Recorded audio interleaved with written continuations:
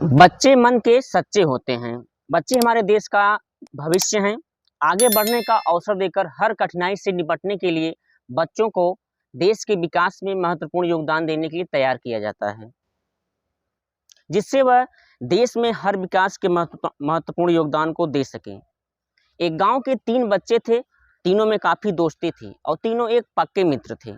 2 बच्चे एक ही स्कूल पढ़ते थे और तीसरा बच्चा एक अलग स्कूल में पढ़ता था। तीनों साथ साथ खेलते थे और एक साथ स्कूल जाया करते थे। तीनों में काफ़ी दोस्ती थी और तीनों का पढ़ने में काफ़ी होशियार व चंचल थे। पहला बच्चा कक्षा 2 में और दूसरा बच्चा कक्षा 3 में और जो तीसरा बच्चा था कक्षा 10 में पढ़ता था। और तीनों पढ़ने में बहुत ही बढ़िया और रोज़ स्कूल साथ साथ जाया करते थे और हर रोज़ शाम को वो खेला करते थे। लेकिन एक समय आता है, एक गुड़िया तीनों बच्चों को अपनी ओर सदा के लिए खींच लेती है।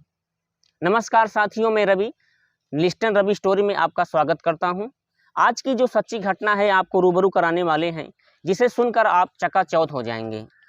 ये कहानी है उत्तर प्रदेश के जौनपुर जिले के पवारा थाना क्षेत्र के गांव है सरायबी का। गांव के 3 बच्चे थे। तीनों बच्चों में काफ़ी दोस्ती थी। तीनों बच्चों का नाम आयुष सरोज, सत्यम सरोज व अभिषेक सरोज था। आयुष की उम्र लगभग 8 वर्ष थी। आयुष के पिता रंजीत सरोज जो कि मेहनत मजदूरी करके परिवार का भरण पोषण करते थे। आयुष सोंगरा प्राथमिक विद्यालय में कक्षा 2 का छात्र था, जो कि पढ़ने में बहुत होशियार था। दूसरा बच्चा प्राथमिक विद्यालय सोंगरा में कक्षा 3 का छात्र था। जिस स्कूल में आयुष पढ़ते थे उसी स्कूल में वो भी सत्यम पढ़ता था, जिसकी उम्र लमसम 10 वर्ष थी। सत्यम 3 भाई व 2 बहनों में सबसे छोटा था। सत्यम के पिता का नाम संजय सरोज था, जो कि मेहनत मजदूरी करके परिवार का भरण पोषण करते थे। और जो तीसरा बच्चा था वह हरिहर राव इंटर कॉलेज कुंवरपुर में 10वीं का छात्र था। इसकी उम्र करीब 15 वर्ष थी। अभिषेक के पिता पप्पू सरोज पवारा थाने में चौकीदार थे। अभिषेक अपने परिवार का इकलौता पुत्र था व उसकी एक बड़ी बहन थी।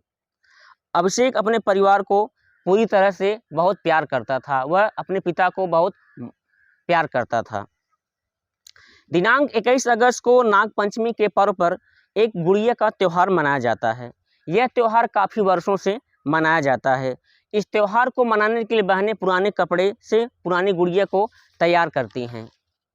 नाग पंचमी पर चौराहे या तालाबों के पास रख आती हैं, जिसे बहनें व भाई दूसरे बच्चे डंडे से पीटते हैं। इस परंपरा को काफ़ी मजबूती के साथ मनाया जाता है। प्राचीन काल में एक लोक कथा में कहा गया है कि लड़का एक नाग देवता का भक्त था। गांव के बगल में पप्पू सरोज ने मछली पालन के लिए एक तालाब खुदवाया था। उसी तालाब में नाग पंचमी के अवसर पर सोमवार के दिन करीब दोपहर 11 बजे महिलाएं कपड़े की गुड़िया बनाकर उसे डालने आती हैं। महिलाओं के साथ साथ अन्य बच्चे वहां पर मौजूद थे और इस परंपरा को काफ़ी ध्यान से देख रहे थे। गुड़िया डुबोने के बाद महिलाएं घर चली जाती हैं, लेकिन बच्चे इसे ध्यान से देख रहे थे। लेकिन गांव के बच्चे वहां पर मौजूद थे तालाब में। उतरी आई गुड़िया को आयुष, सत्यम व अभिषेक डंडे से पीटने लगते हैं और वह पीटते पीटते आयुष का शरीर फिसल जाता है और वह तालाब के अंदर गहरे पानी में डूब जाता है। जिसे बचाने के लिए सत्यम भी तालाब में जाता है, लेकिन आयुष को नहीं बचा पाता है। इन दोनों को डूबता देख अभिषेक भी तालाब में छलांग लगाता है, लेकिन तीनों डूब जाते हैं। लेकिन तीनों एक दूसरे की जान नहीं बचा पाते हैं, तालाब में डूब जाते हैं। जब गांव के बच्चे जाकर परिवार वालों को सूचना देते हैं, तब अस्थायी लोगों की मदद से उन्हें बाहर निकाला जाता है और जिला चिकित्सालयों के पास ले जाया जाता है, जहां उन्हें डॉक्टर मृत घोषित कर देते हैं। इसके बाद पूरे गांव में त्योहार एक मातम में बदल जाता है। किसी के घर चूल्हा तक नहीं जलता है। संवेदना व्यक्त करने के लिए लोगों का तांता लगा रहता है। इस घटना को सुनकर उप जिलाधिकारी राजेश कुमार चौरसिया भी वहां पर पहुंच जाते हैं और परिवार वालों को ढाढ़स बंधाते हैं। और इसकी खबर जैसे ही मुगरा बादशाहपुर के विधायक पंकज पटेल को भी सूचना मिलती है, तो वो भी सारे काम छोड़कर बच्चे के घर पहुंच जाते हैं और परिवार वालों से मिलकर उन्हें ढाढ़स बंधाते हैं।